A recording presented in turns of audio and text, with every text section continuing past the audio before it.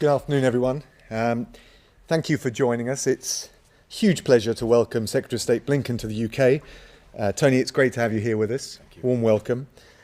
I think it's fair to say the Biden administration is barely 100 days old, but has already taken a huge number of bold and very welcome steps on issues like climate change, global health and human rights. And that's really created momentum in efforts to tackle these pressing global issues. Since Tony's confirmation, we've been working very closely together, and today's meeting has been another reminder of the depth and breadth of the work that we do together, the convergence of our interests and the many shared values. So today, Tony and I discussed a full range of issues. I'll give you a highlight of, I think, some of the key points. We talked about our shared commitment to stand up for open societies, democracy and human rights, protecting fundamental freedoms, tackling disinformation, holding human rights abusers to account. We talked, a key element of this is defending the rule of law, so we're determined to reform but reinforce the multilateral system. We want to keep working together very closely on all of these points through the G7 and President Biden's Democracy Summit. We also discussed China. I think it's fair to say we see eye to eye on the need to stand up for our values, holding Beijing to the commitments that they've made, whether it's in relation to Hong Kong under the joint declaration or wider commitments, whilst also at the same time finding constructive ways to work with China in a sensible and positive manner where that's possible. That's important, I think, on global issues like climate change. We want to see China stepping up to the plate and playing its full role. And Tony and I also discussed a whole range of security issues, Iran, Afghanistan, continuing concerns about Russia, in particular on the border with Ukraine. We stand shoulder to shoulder on these issues, and I welcome the US's firm recommitment to the NATO alliance.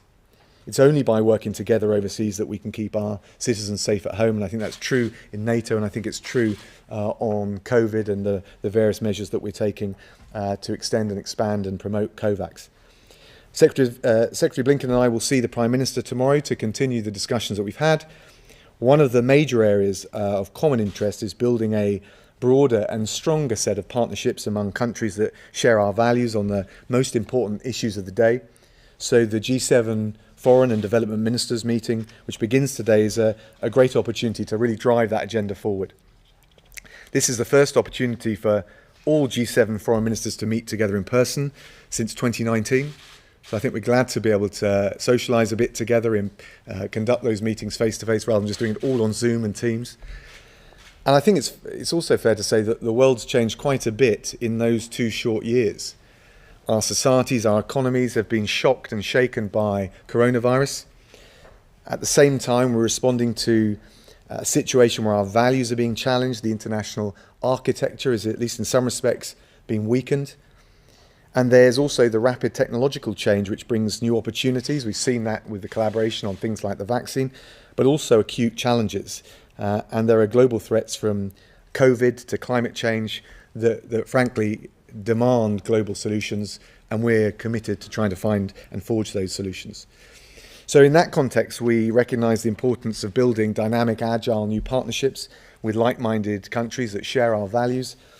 And that's why we invited the foreign ministers from India, South Korea, Australia and Brunei. Brunei also obviously representing ASEAN as the chair. And they'll be taking part later on in the week. They're all key partners for us. I think they're also a sign of the growing focus on the Indo-Pacific region as the economic and strategic crucible for this century. And as for the G7, well, at its core, it's a partnership based on values, and so it's fitting that today we meet on World Press Freedom Day. And we've seen a whole range of attacks on journalists from Belarus to Myanmar. Violations of media freedoms are growing around the world at what I feel is an alarming rate. And I welcome the unequivocal stance of the United States and the whole G7 on safeguarding those vital democratic bulwarks in our media freedoms. As co-chair of the Global Media Freedom Coalition, the UK is working with our partners so that we shine a light on the violations. We hold those to account. We support journalists who are trying to shine a light on those abuses around the world. And we try and reverse what is otherwise a dangerous trend. This cuts, I think, to the core of the values and the interests that the G7 represents right around the world. And it shows, again, I think why it's so important for us to meet together this week. Now, let me hand over to Tony. Tony, again, thanks for being here. Thanks for our valuable discussions today. And I look forward, and we look forward to welcoming President Biden to the UK in June. And I'm looking forward to a productive G7 meeting this week. Thank you very much, Dominic. Let me actually just start where Dominic left off, which is World Press Freedom Day, which I have to tell you, I take very much to heart personally as well as professionally. I actually started my career as a journalist from the relatively safe confines of Washington, D.C. But as Dominic said, I think we're seeing every day the work that journalists are doing around the world in increasingly difficult and challenging conditions to inform people, to hold governments and leaders of one kind or another accountable. Nothing is more fundamental to the good functioning of our democracies. And I think we're both resolute in our support for a free press. And so it's fitting that we actually are addressing our colleagues from the press on this day. And I have to tell you, it's particularly good to be in London for the first time as Secretary of State.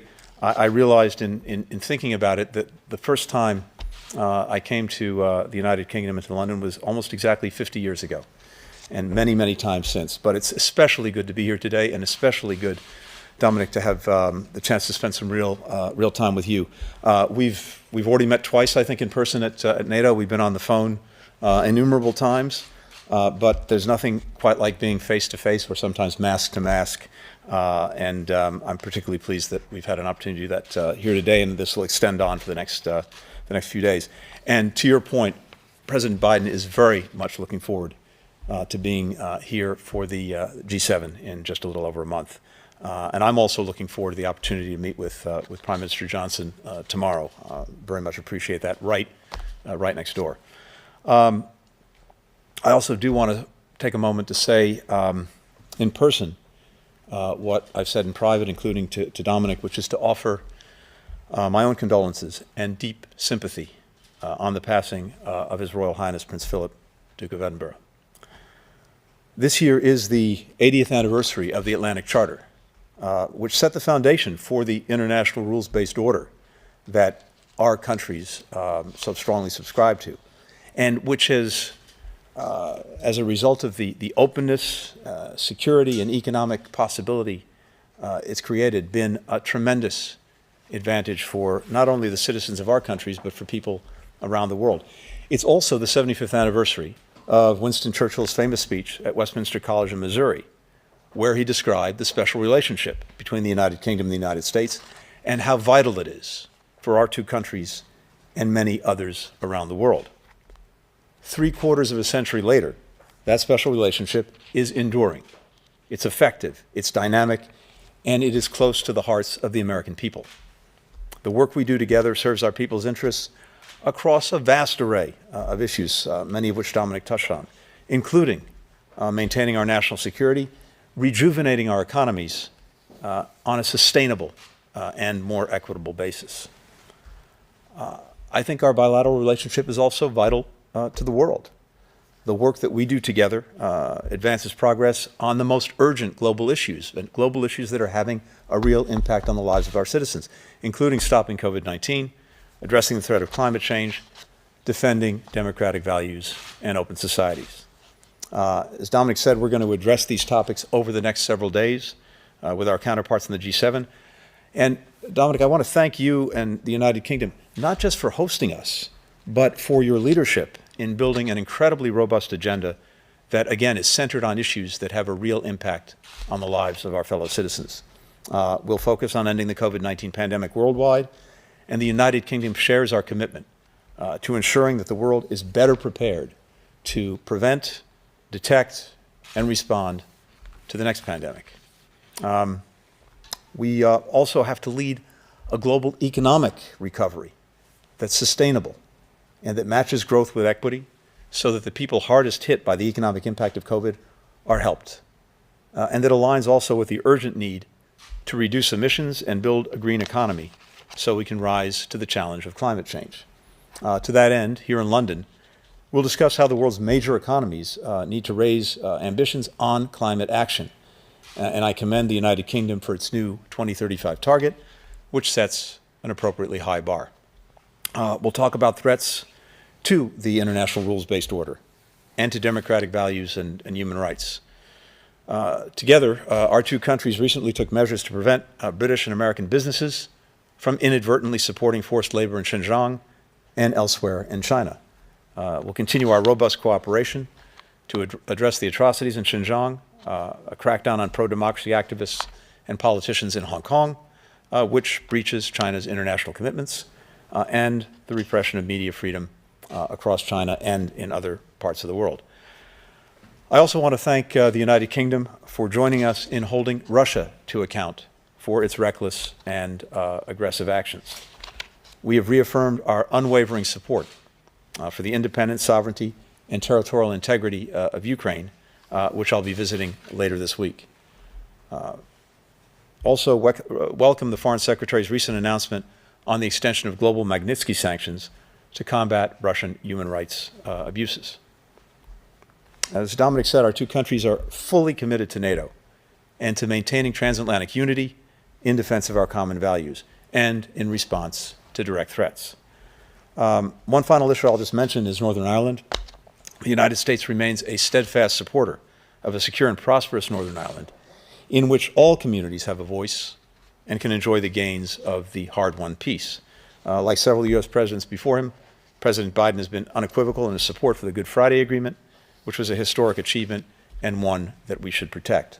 There's much more that I could say about all the work that the United States and the United Kingdom do every single day in ways quiet and otherwise to serve the interests of our people and, I believe, the broader international community. We're connected, it's often said, but always important to reaffirm. We're connected by ties of friendship, family, history, shared values, and shared sacrifice. We've been reminded of that again in recent weeks as we prepare to draw down our forces from Afghanistan. We've stood shoulder to shoulder for nearly 20 years, sharing a mission and having each other's backs. We'll never forget it. The United States has no closer ally, no closer partner than the United Kingdom, and I'm very glad for the chance to say that again here today. Thank you. Tony, thanks very much. Okay, we'll take some questions from the media, and I think if the tech is working, we've got James Landell from the BBC up first. James, over to you. Unmute. Foreign Secretary, Secretary Blinken, good afternoon. Foreign Secretary, first of all, what is your assessment of reports out of Iran yesterday suggesting a deal was being agreed to secure the release of Nazanin Zaghari-Ratcliffe and that the tank debt was being paid? And secondly, Foreign Secretary, you are cutting British foreign aid to Yemen, to Syria, to the United Nations Children Fund, the UN Population Fund, the UN AIDS Fund, water, sanitation, hygiene, polio eradication, conflict resolution, humanitarian preparedness, and girls' education. How can Britain claim to show global leadership at the G7 when it is cutting so much foreign aid? And Secretary Blinken, if I may, what is your assessment of reports of a prisoner swap deal between the US and Iran? Secondly, how much damage do you think has been caused by Britain's decision to cut its foreign aid budget? And thirdly, do you think the G7 is fit for purpose? Thank you. James, thanks for that. Look, we are on the detainees and the situation of Nazanin. Obviously, we're working very intensively to try and secure their release. We have been for many months. I would say that it's incumbent on Iran unconditionally to release those who are held arbitrarily and, in our view, unlawfully. And the reports, I'm afraid, are not yet accurate in terms of the suggestion of her imminent release. On aid, James, we, even after the cuts that we've had to make, not because of the pressing COVID situation, the biggest contraction of our economy for 300 years, double the budget deficit we faced after the financial crash, we're still putting £10 billion in as a proportion of GDP, still the third biggest G7 donor, doubling our international climate finance contribution, the biggest, one of the biggest bilateral humanitarian donors, the biggest donor to Gavi. So I appreciate it's been a difficult decision, but I think actually if you look at all the areas and all the positives that we are still contributing to, actually I think it shows the scope for us to be an even greater force for good in the world. But what we need to do is work with our partners in order to magnify and amplify those efforts, and that's what the G7 is all about. Great. Well, thank you very much. And to Dominic's point with regard to our detained citizens in Iran, first, this is something that that we raise at every opportunity. I have no higher priority than bringing arbitrarily detained Americans, American hostages, home to the United States, and that's across the board. And as Dominic said, the reports coming out of Tehran are not accurate. We are very closely engaged ourselves on this issue, and will remain so. And as I said, I'm determined to bring every American home. More broadly on this, we have to take a stand against the arbitrary detention of citizens for political purposes. I applaud the work that Canada has done in this area, and Dominic and I discussed this as well today. And I would hope that with time and effort, countries could establish a norm that this practice is simply unacceptable, because it is. And I think we'll have conversations in the coming weeks and coming months about that. Countries that engage in these actions need to know that that cannot happen with impunity, and it is truly unacceptable. I have to tell you as well that from Washington's perspective, the UK is our most vital partner, including working around the world in helping other countries, helping people fulfill their potential and deal with some of the challenges that have been brought on by many things, but including by COVID-19 now, as well as the climate crisis. And I think we share a commitment both in our own countries, but in the work that we're doing around the world to, as both the President and Prime Minister have recently said, build back better. And we see both necessity but also opportunity in the weeks and months ahead to do just that, to restore growth, but to do it in a more equitable fashion, to focus on addressing, through building back better, the climate crisis that we have to address, and finding opportunity in that with good new jobs based on green technology. And of course, we share a commitment to and conviction about the importance of doing development work in different ways and amplifying, as Dominic said, both our respective contributions as well as bringing others along. And to your question, I think the G7 is very fit for purpose. And it's especially fit for purpose right now. We're seeing this in the leadership of the United Kingdom in producing this incredibly robust agenda and also bringing other critical countries into the mix so that we can, I hope, amplify the effect we're having, amplify the results. Thanks, James. Thanks very much. I think next on the list is Sean Tandon from AFP. Sean.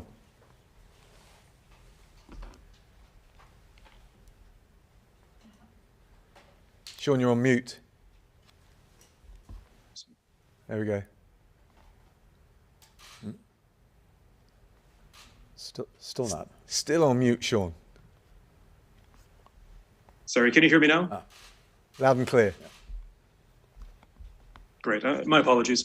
You touched on the Asia Pacific being quite an emphasis this week. To Secretary Blinken, the policy review that's just come out on North Korea, how hopeful are you?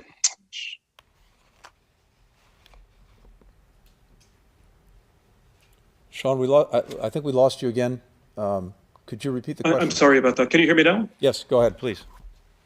I'm sorry about that. North Korea, the policy review that has that was recently completed by the White House.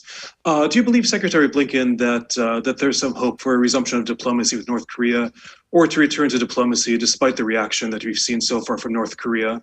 Mr. Foreign Secretary, if you also have any thoughts on North Korea, and if both of you have thoughts on the situation in Myanmar/Burma. We've seen an upsurge, an uptick in ethnic violence, violence by ethnic fighters. There have been persistent killings of protesters.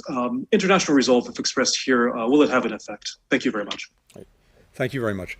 On North Korea, yes, you're exactly right. We completed the policy review, and we conducted this review very deliberately in two ways.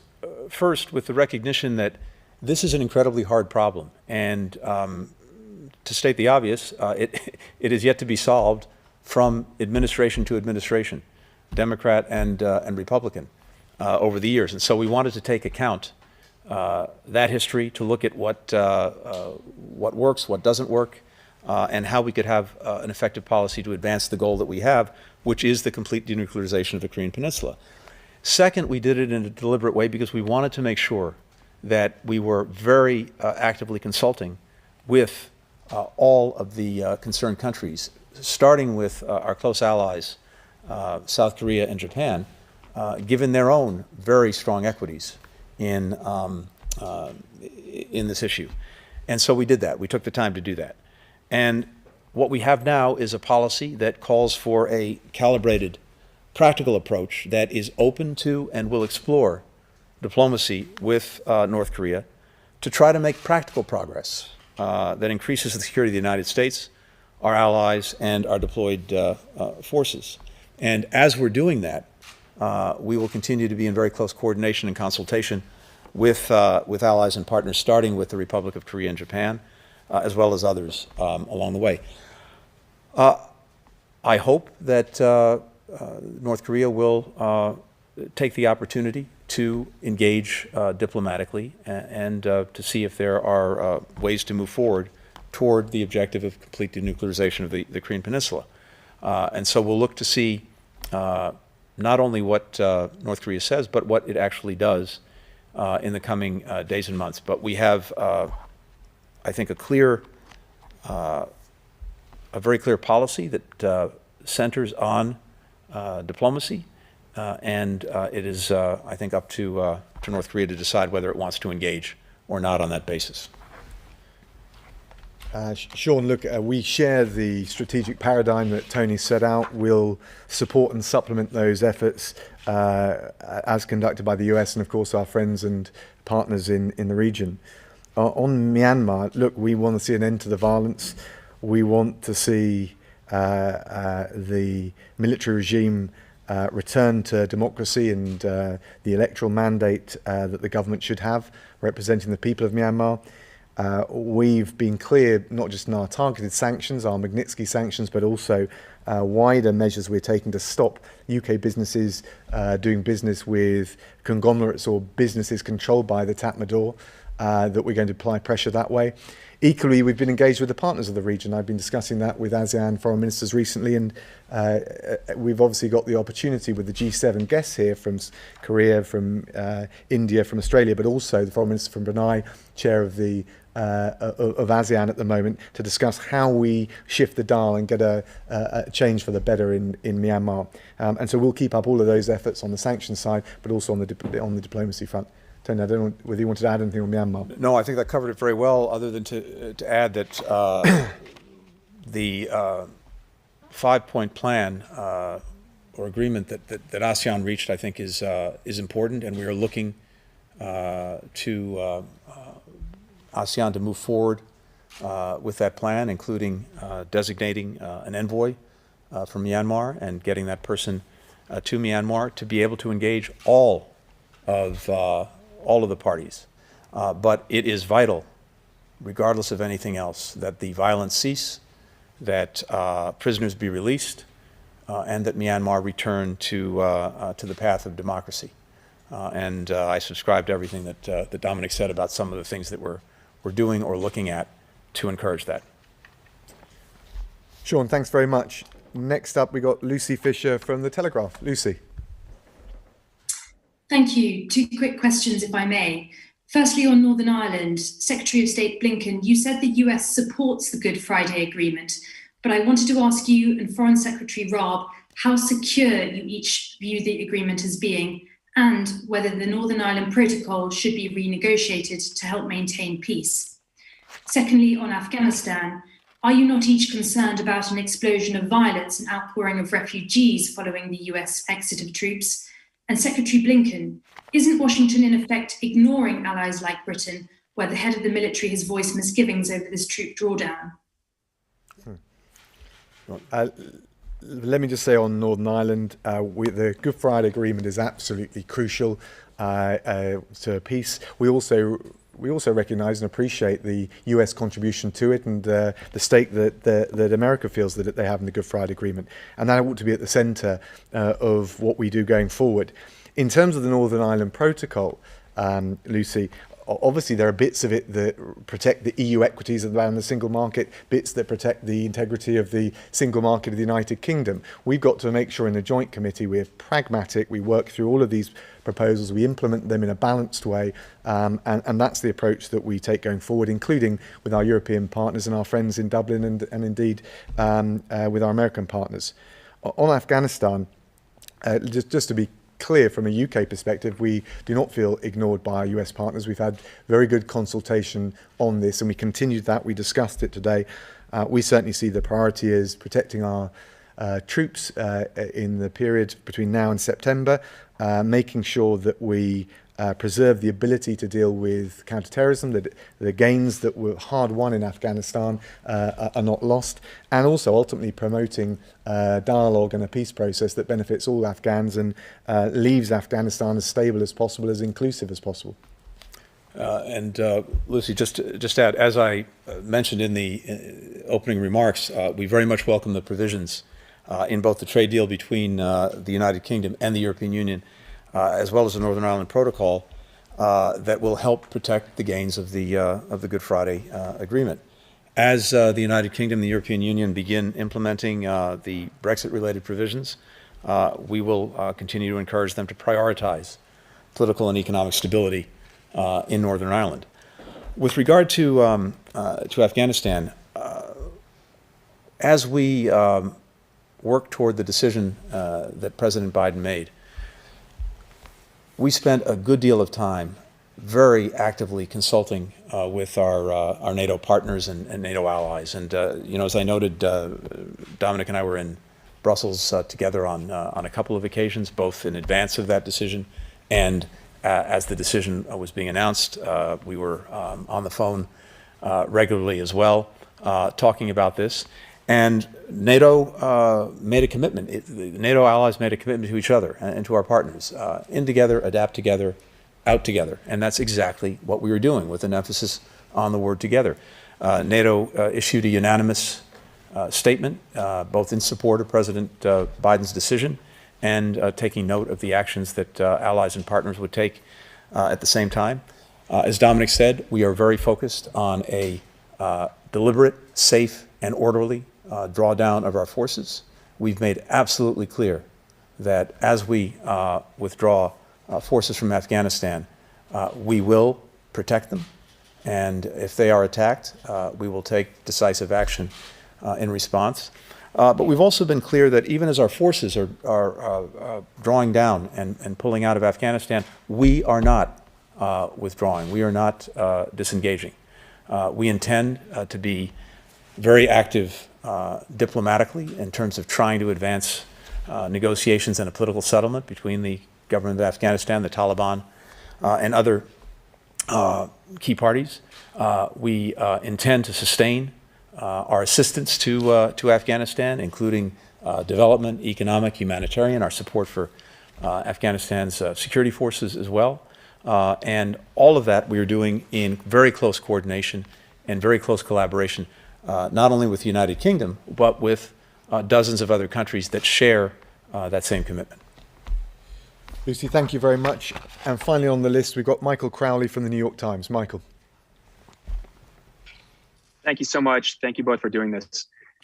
President Trump was very interested in seeing Russia rejoin the G7. That idea now seems clearly off the table. At the same time, President Biden and other G7 leaders have said there are many shared interests with Moscow, including climate and Iran.